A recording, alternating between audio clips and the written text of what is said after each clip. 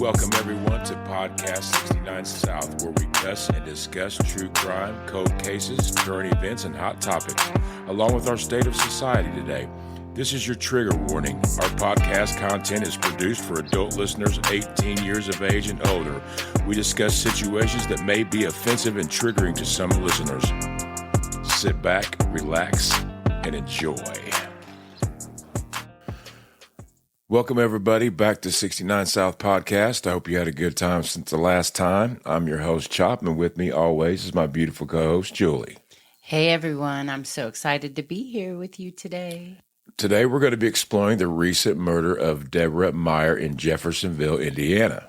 Jeffersonville is a city located in southern Indiana, right along the state line, bordering Louisville, Kentucky. It sits along the Ohio rivers, and locals often refer to it as a suburb of Louisville. It's part of Clark County, Indiana. If you want directions, you just hop on 69 South and it'll take you all the way down. Right before you cross the state line, you'll see multiple exits for Jeffersonville. You can't really miss it. So on the evening of Valentine's Day this year, 2025, the Jeffersonville Police Department received a call around 11:40 p.m. A report of a domestic disturbance had come in. The caller was a male friend of Deborah Meyer. He told dispatch that he had received a call from a woman screaming and confirmed he knew it was Deborah. He identified Taylor Meyer, her partner and husband, as the one engaging in the disturbance and mentioned that Taylor was threatening to kill her. When the police arrived at Deborah and Taylor's home, they established a perimeter around the residence. The caller, in a panic, arrived on the scene as well.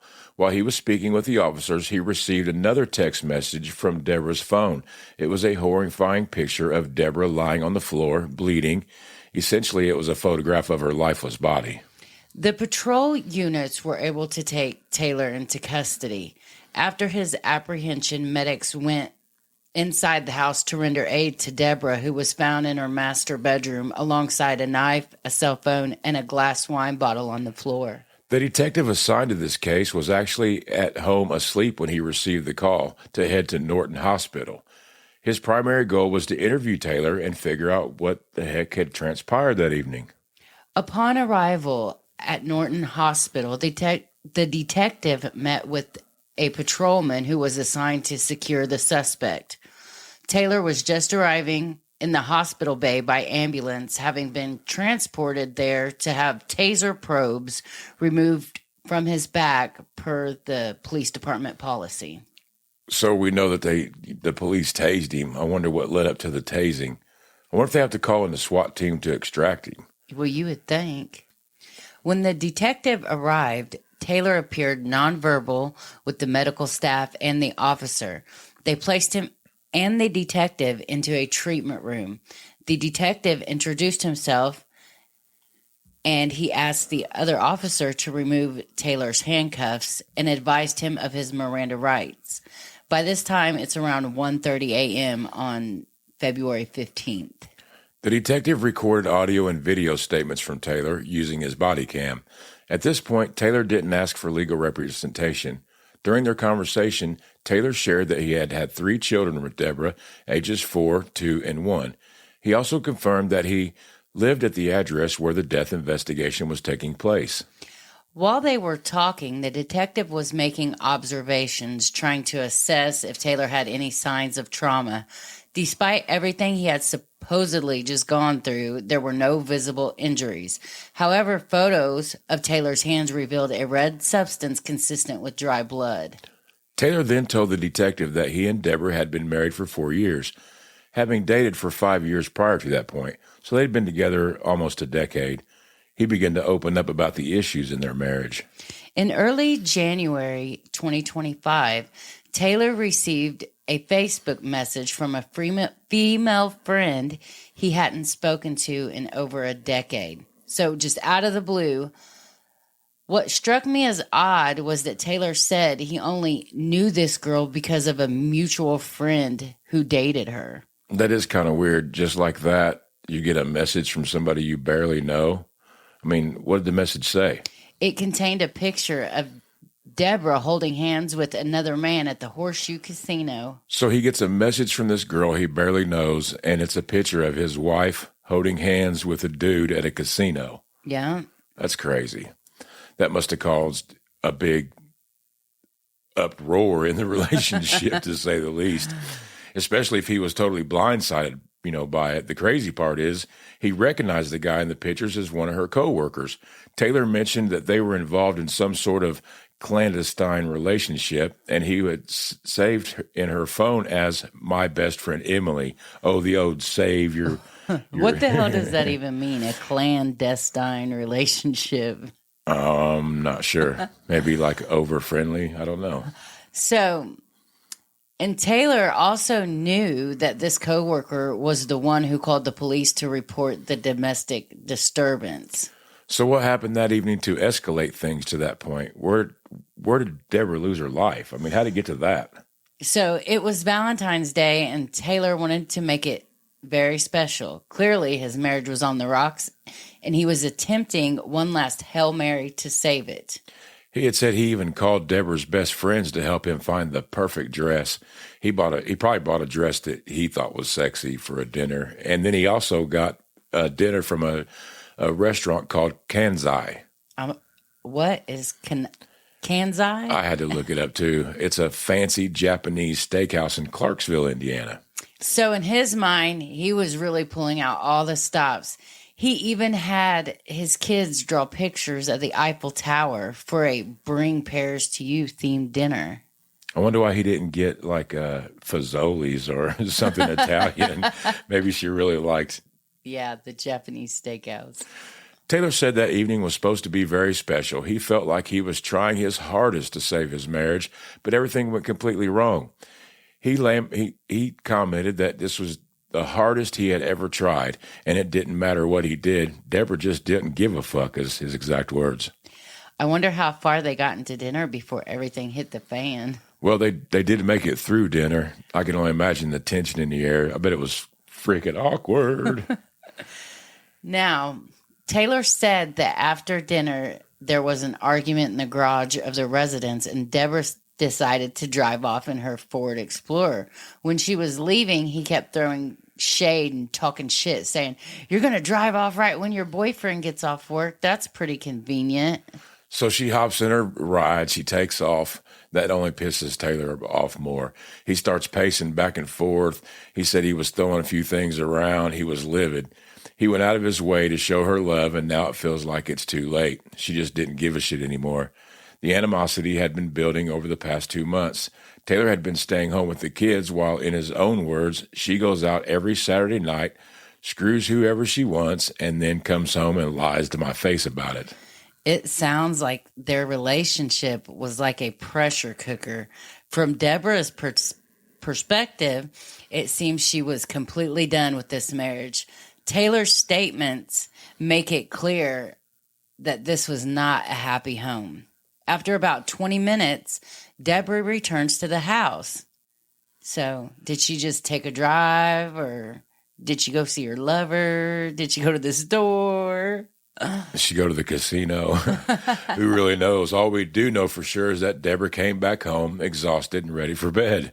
Maybe she went to the gym. She was only gone 20 minutes. She was just trying to get away from him. She was sick of hearing his shit. Probably. She goes into the bathroom, and while she's in there, Taylor starts trying to go through her smartwatch. It seems he couldn't find what he was looking for, so he demanded that Deborah hand over her cell phone immediately. Deborah was like, "Fuck you, my cell phone, my property. You can go get fucked." And that was her exact words. "And you're not getting my phone." Now, Taylor then tried to physically wrestle the phone away from her. As soon as he put his hands on her, Deborah punched him right in the face. He wasn't taking her damn phone. No. But, I bet she let him have it. It was late, around 11 p.m., and she'd been dealing with this nonsense all day. Yeah, she definitely gave it to him. So she gives him a love tap, and he grabs her, physically restraining her. He takes her phone and boasts, "I'm stronger than you." Taylor admitted it turned into a wrestling match, and then he started choking her. While Taylor was choking the life out of Deborah, she was desperately grabbing for anything to help her. She reached for a water bottle, cracked it over his head, and then He stopped choking her. She started screaming, "What are you going to do? Kill me? You're going to hurt me and leave our kids without parents." She was pleading for help, calling for the children and for the police to come. not only did he choke her, but he also sat on top of her, pinning her to the ground. Now, this guy weighed 215 pounds. He was choking her with both hands, and then she passes out, and he starts going through her cell phone again. Like, not even giving a shit that she could be dead from you choking her. 215 pounds sitting on your back face down. I mean, that's quite a bit. Now, if you're at a point in your relationship where you have to pin your spouse down and fight over a phone or access to their electronic devices, I mean, you might as well hang it up. Trust is the foundation of any successful relationship. While Deborah was pinned to the ground screaming, Taylor flipped through her phone and he went to the contact saved as my best friend Emily. He then called that contact. The phone rang and rang, but all you could hear was silence. No hello, nothing except the sound of the call being picked up. So we found out that my best friend Emily is the code word for the male friend Deborah was seen in the pictures from the Horseshoe Casino, holding hands and all smoochy smoochy. The dead silence on the call sent Taylor over the edge. He yelled, "It's your fucking fault. You want to ruin my marriage and tear my family apart." Meanwhile, Deborah was screaming bloody murder that Taylor was going to kill her and begged for the police. As she should be. I mean, I bet that guy who answered that phone almost had a heart attack. I mean, he was like, "Shit, we're definitely caught now." I mean, the dude already must have knew what was going on. He had probably already previously went through her phone and figured out that my best friend Emily was her boyfriend. Yeah, he knew how to get in her phone. He had her passcode. Well, Taylor begins choking her again until she literally loses consciousness. Then he walks into the kitchen and grabs what he describes as a big-ass kitchen knife, a long one. He comes back and starts stabbing Deborah in the chest multiple times. We'll be right back.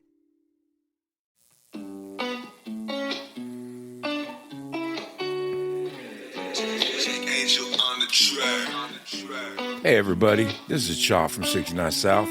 Are you ready to elevate your space with aromas that'll set the pace? Scented Jewels, Indiana's pride, with aromas you can't hide. The classic wax melts, oh so fine, then squeezable melts, the scent so divine. Dazzle your senses and level up your vibe. Scented Jewels bring an aroma to your life. We use this in our studio and our home as we have teenage boys and pets. It makes our place smell so fine. Use promo code 69South for 10% off today. Shop Scented Jewels, luxury in every way. Head on over to Shop Scented Jewels. That is www.shopscentedjewels.com and get 10% off your order today. Thank you.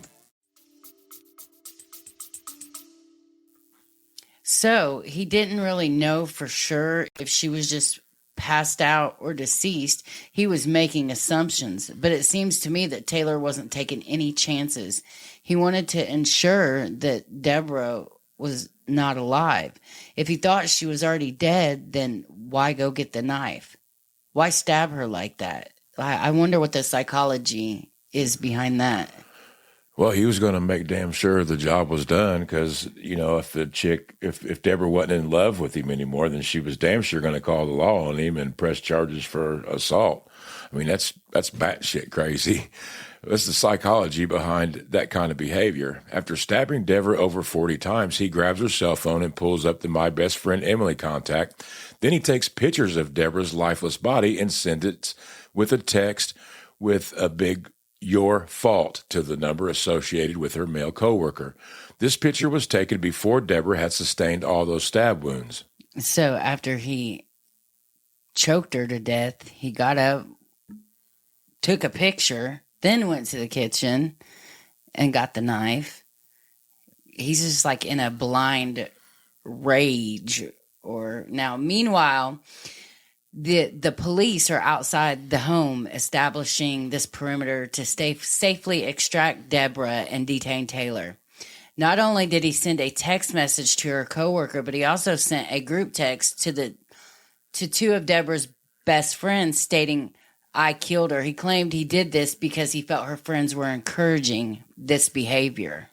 After some intense moments, the police did finally apprehend Taylor. They ended up tasing him, so he had to be transported to the hospital. As we previously mentioned, they had to get the taser barbs removed from his back. After a brief conversation with detectives, he was then transported to the jail. While at the jail, the detectives requested to speak with him again to clarify some things that he had previously disclosed. The detective wanted to know if Taylor thought Deborah was deceased before he stabbed her. Taylor described the entire ordeal as a huge screaming match. He verified that, he transmitted the photo and even said he hoped that Deborah's male friend was traumatized by all this. And he also stated he just wanted to be honest that the detectives were doing their job and he knows what happened tonight. While the detectives were re-interviewing Taylor, they observed that he was lucid. He knew right from wrong. They didn't smell alcohol, and they believed he was in his right mind at that moment. He demonstrated the ability to answer questions and recall details this time during their conversations. Taylor seemed very forthcoming. When the detectives asked him why he sent the messages to Deborah's friends, he said he felt they weren't good friends and that he had previously asked them for help to save his marriage. He even had one of the friends help him plan his Valentine's Day event. If he asked her friends for help, this dude was probably desperate to save his marriage. Also because he thought the girl's girlfriends at her work and her girlfriends was encouraging the behavior. Right. Now, we can assume that since he reached out to her friends, they likely let Deborah know what was going on. Let's be honest. Her friends have her back. They know she's over it and would definitely give her a heads up. That sounds about right. In Taylor's mind, he believed that he and Deborah were working on their marriage. They had even had a marriage counseling session set up for the upcoming Monday. But he couldn't shake the fact that during the entire dinner, Deborah had a resting bitch face. She was neither thrilled nor pretending to be moved. That was completely out of the question. What is a resting bitch face? It's just like where you are fucking mad. And you have no emotions. You're not thrilled at all to be in the spot you're in. I'd be pissed too. I set up the whole Paris deal and Japanese food, and I think it goes deeper. Has been upset for quite a long time, so I wonder what he did during this whole time over the 4 years that they were married to push her to the brink of wanting to see somebody else. Now, Taylor even wrote a sweet note inside of her Valentine's Day card. "Sorry you've had to do this all by yourself. It won't happen again." He said this because he had been trying to help out more around the house. Deborah then tells Taylor, it shouldn't have taken this long for you to do this. Yep, she's fed up. From what I can tell, Deborah has been balancing work, a home life, probably losing herself in the hustle and bustle of being a working mother, especially when you have a spouse who isn't pulling their weight. The little things matter the most. Just being thoughtful and considerate can go a long way. She probably felt unappreciated for so long that she simply checked out of the marriage. Taylor shared that they were slow dancing to their wedding song in the living room, and he felt like he had done a good job that evening. But the built-up animosity seemed to overshadow everything. Deborah continued to be distant, flipping through her Facebook memories and commenting that Taylor had never gone out of his way to make anything special on Valentine's Day. Taylor then told Deborah, "If this is going to be our last Valentine's Day together, I want it to be nice." He clarified later that he meant her leaving him, not what had happened that night. I'm sure you could cut the tension with a knife in there, man. Both Taylor and Deborah just couldn't seem to repair their broken marriage. Taylor decided to go outside to the hot tub because he couldn't sleep. Thoughts of Deborah continuously cheating were running through his head. He grabbed a bottle of wine to chill out in the hot tub, but as he was getting ready, he saw Deborah preparing to leave. That's when the argument in the garage erupted. There was yelling, screaming, and a few fuck yous exchanged. Taylor kept talking shit, saying, "Oh, how convenient. You're leaving right now when your boyfriend gets off work." So Deborah's like, "I'm not listening to your shit. I'm leaving." Now, we know for sure that while she was gone, that she could have been driving around or running to the store. He was just talking shit. I believe this situation is what set everything into motion for the rest of the night. Taylor was furious, completely irate when Deborah left. He said that he had to stay in the house and watch the kids because they were sleeping, so he never made it to the hot tub with his bottle of wine. All those thoughts about her cheating were swirling in his head, and he was so pissed because he felt like he was the only one left to watch the children again. Taylor told the detective that there hadn't been any previous physical altercations in their marriage, just a lot of yelling and screaming. He went into more detail about that night, admitting that the argument started because he was trying to go through her smartwatch while she was in the bathroom, and then when she came out, he demanded to have her phone. Of course she said no, and that's when Taylor crossed the line. That's when he physically took her phone from her, and that's when she started fighting back, like most women would if someone puts their hands on them. Now, during this altercation, Taylor choked Deborah multiple times, even to the point where she lost consciousness. When she came to, Taylor was sitting on top of her, pinned down, going through her phone, and she was like, "What the fuck are you doing?" At that moment, Taylor was completely spiraling. He told Deborah, "I've already crossed the line and there's no going back." Even after choking her till she was completely unconscious, she revived. She was furious with him for what he had just done. Deborah's phone was lying on the bed, and when she went to get it, they started fighting again. He pinned her to the ground and began interrogating her about some sexy pictures he had found that were never sent to him. While his 215-pound body was sitting on her back, he told her, "That's the stages of cheating. You start with texting, then you send selfies, then it goes to underwear pics, and then it ends up with nudes, and then you're fucking." Taylor told the detective that he wasn't buying Deborah's explanation for why she had taken those sexy pictures. Deborah had stated that she was taking the pictures because she was going to lose weight. Taylor claimed that Deborah was taking those sexy pictures because she was trying to lose weight, but he called her out, saying she was full of shit and that her behavior had disrespected him and their family. So this fight went on for a long time. Taylor had multiple chances to stop what he was doing and walk away, but he didn't. He told Deborah, "There's no going back. It's either you or me, and I've already gone too far." Taylor then called the contact, my best friend Emily, which we know as her male co-worker, the same one she was holding hands with. The phone rang until it didn't ring, and all you could hear was silence. Taylor told the guy, "This is all your fault," while Deborah was screaming bloody murder in the background. Then the call was ended. So Taylor then put Deborah in a headlock while she was screaming, fighting, and yelling. "Go kill yourself instead. Our kids are going to wake up without parents if you continue this in the midst of all this chaos." Deborah asked for a drink of water so that Taylor would stop choking her. And then whenever she got the bottle, she hit him with it. And that's when Taylor began punching her. He punched her in the leg, the stomach, the face, pretty much everywhere. While he was attacking this poor woman, she was frantically saying, "Really? You're going to kill me?" She curled up in the fetal position, trying to protect herself. But Taylor grabbed the big wine bottle and started hitting her with it. He claimed to hit Deborah 3 to 4 times in the head with the bottle. That's serious shit. Blood was obviously leaking from Deborah's head, and Taylor decided that that was a good time to start choking her again. Despite her fighting with everything that she had left in her, he continued choking her until she showed no signs of life. So Taylor had just murdered Deborah, and he texted her friends, "I just killed Debbie because she is a lying and cheating bitch," along with a photo of her lifeless body to the male coworker.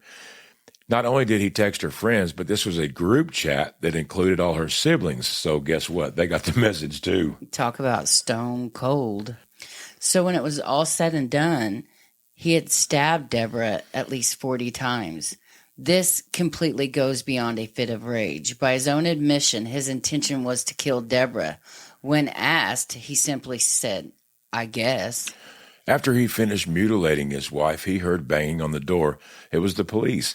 Details of his apprehension aren't available at this time, but we do know that a taser was deployed to detain and calm him down.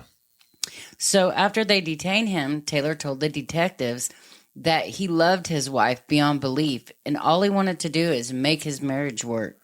He disclosed that he sent a previous message over Facebook to the male coworker stating, "That's my wife until it's not. Stay away." He also revealed that he read text messages from Deborah's phone to an unknown person, indicating that she and the male coworker really liked each other and that she had planned to keep communicating with him. She had even stated that whenever she got her W-2s around tax time, that she was going to move out and file for divorce. Now we got 3 small children who have lost everything, their mother, their father. They are likely with families, so let's pray for their little tiny souls. Taylor was booked into the Clark County Jail and is awaiting either a plea deal or a trial. Given the amount of evidence in this confession, it looks like Taylor is going to be away for a long time. Let this serve as a public service announcement. Putting your hands on a person you love is never okay. If you feel an argument getting out of hand, remove yourself from that environment. Domestic violence is real, and we lose too many people to it. In the show notes, I'll post resources for domestic violence victims. I know this topic is hard to discuss, especially with loved ones. If you're experiencing domestic abuse, please tell a friend, a family member, or someone you trust. Thank you for tuning in to 69 South this week. If you enjoyed today's episode and want to keep up with everything we're following, be sure to check out our Facebook page, 69 South. Now, for more in-depth details about the cases we covered, join our private Facebook group, 69 South. You can also find us on X, Instagram, TikTok, and YouTube. Just search for Podcast 69 South. And remember, if you or someone you know is dealing with domestic violence, the best thing you can do is listen. Do not judge. It is an incredibly scary and difficult situation, and your support can make all the difference. Or if you feel you have no one to talk to, you can always email or DM us on Facebook, and we'll try to help you find any resources you need. So until next week, have a good evening, good night. Whatever.